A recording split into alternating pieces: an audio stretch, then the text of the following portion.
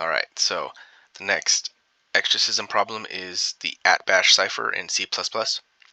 The instructions indicate that we have to recreate the Atbash Cipher, which is an encryption system that goes as follows. Given the regular alphabet, there's an inverse. So for A, the cipher produces Z. For Y, the cipher produces B. If we encode test, the result is GVHG.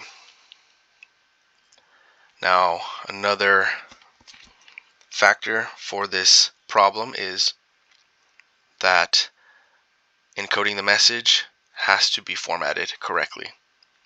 There is a fixed length of 5-letter groups, and each group is separated by a white space, like this.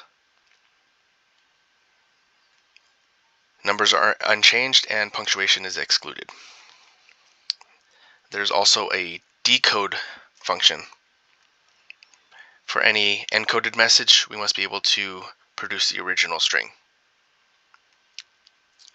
But if you look here, decoding does not require the same format as encoding does.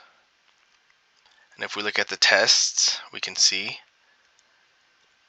that in the @bash cipher namespace here, there's an encode function that has one string argument and it returns a string.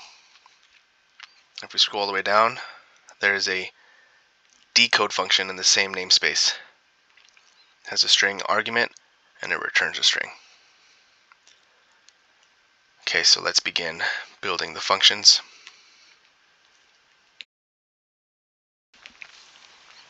Here, a header file is included, so let's go there. And here we have to declare our functions. We know that we have two functions, and they're both string functions. The first one is called Encode, and it has a string argument. I will call it input. I'm going to copy this. I'm going to paste it down here and just change the name to Decode. Now, since we are going to work with strings, we must include the string library. And that allows us to work with the strings. So now we can go on to the main CPP file, and we can begin building the functions here. But before we build the functions, I'm going to build our keys, the plain key and the cipher keys. They are both going to be strings, and we will reference them in the functions.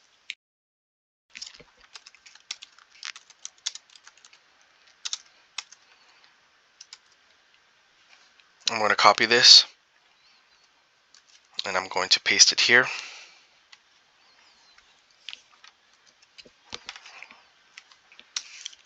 Now I can just copy this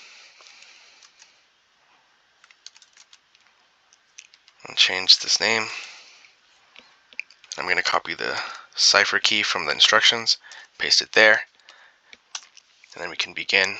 But before we begin the tasks, I'm going to copy the two functions from the header file, paste them here so that we know which ones we're working on. So now let's start with the encode function. So since we have to return a string, I will build a string.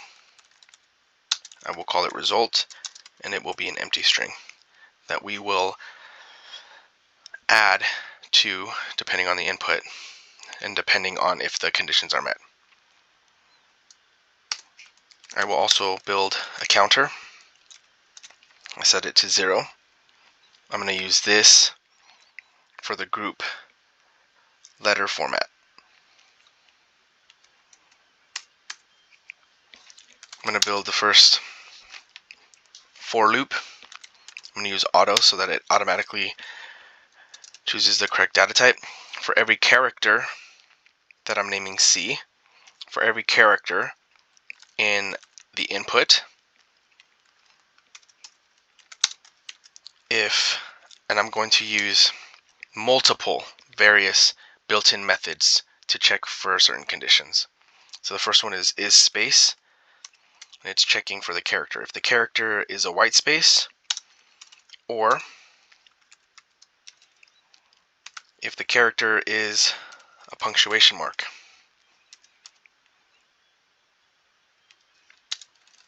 Then we're going to ignore it, aka continue. The next condition that we're going to check for is if the count hits 5. If it does, then we're going to add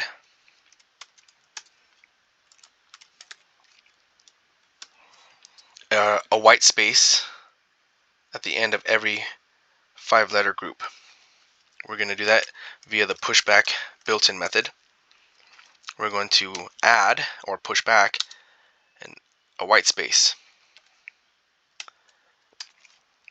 And when this condition is met, count will be reset back to 0, so that it will look for the next 5-letter group. Now we can build the actual string of the result that we want to push out for the tests. Again, we're going to use pushback. But inside the pushback method, we're going to use a ternary if statement. We're going to use is alpha. We're going to check if the character is an alphabet letter. And if it is, we're going to refer to our plain and cipher keys. And we're going to find the spots of the letters in these keys to return the correct value. So for A, we're returning Z, or for Z, we're returning A.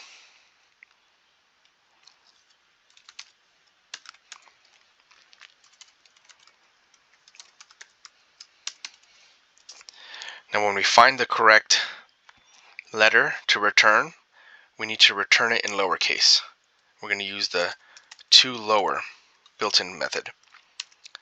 And we're going to make sure that the letter in the string is formatted to the lowercase. Otherwise, we're going to return the character if it's an integer. After that, our counter is going to increase by 1. So in this loop, count 0, it's going to check for white space or punctuation, and it's going to ignore it. And then after this, it's going to check if the count is 5, and if it is, it's going to add a white space. If so, it'll reset the count to 0. Otherwise, it's going to check for the letter, going to find the correct spot in the key to return it in lowercase. And for the length of the string, it's going to count 1, 2, 3, 4, 5, space, 1, 2, 3, 4, 5, space, until the string, the input string, is complete. And once it's complete, we're going to return our result. And that is the end of the encode function. So now we have to build the decode function. So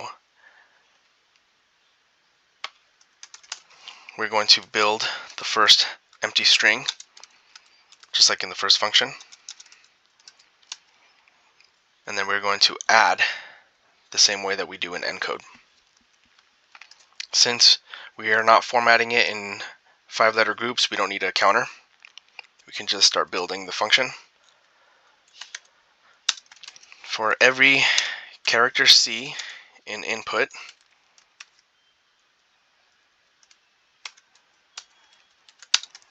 if the character is a white space, then we're going to ignore it. Otherwise, we are going to build the result the same way we built it in Encode. However, we are going to switch the keys. So from cipher to plain, we're going to go from plain to cipher.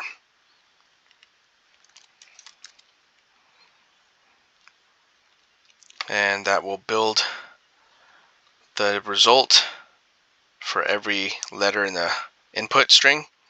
And once it's done, we're going to return the result string. And that concludes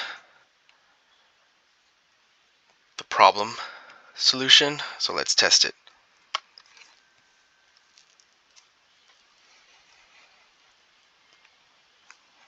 And all tests pass.